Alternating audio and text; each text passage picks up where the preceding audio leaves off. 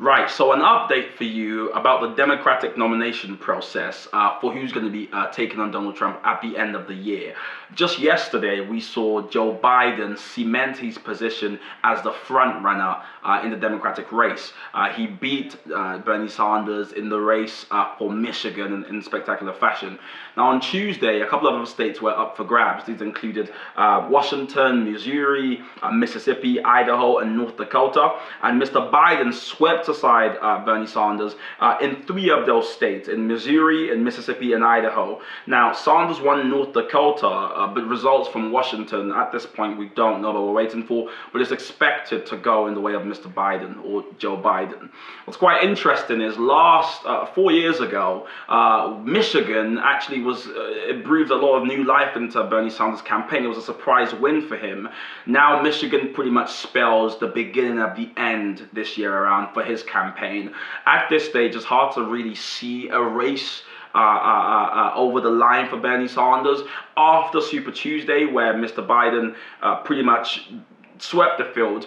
He's been growing, and support for him has been growing. As it stands right now, Joe Biden has 820 delegates and Bernie Sanders has 670.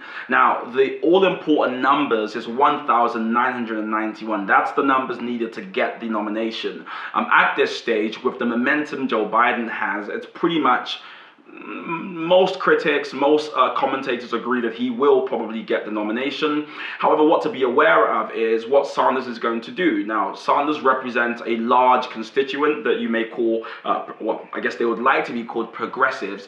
And this is a fraction or wing of the Democratic umbrella who are all about progressive values and are very, very non-integrated with the wider democratic process. So suppose Bernie Sanders drops out of the race, it's very hard to see these progressives supporting Joe Biden, who for the most part represents an establishment candidate that the progressive movement have come to hate.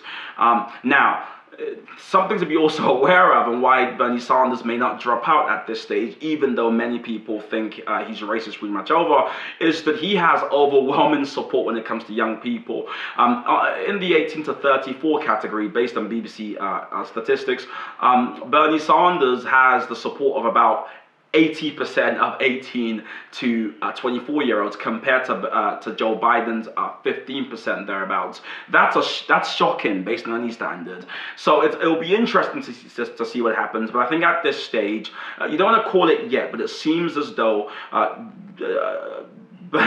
was about to say Bernie Sanders there, but it seems as though Joe Biden will be the next Democratic nominee. But like I said, no one's making the pronouncement yet. We're waiting to see what happens. Remember, if you want to find out more about these topics, tcsnetwork.co.uk/join.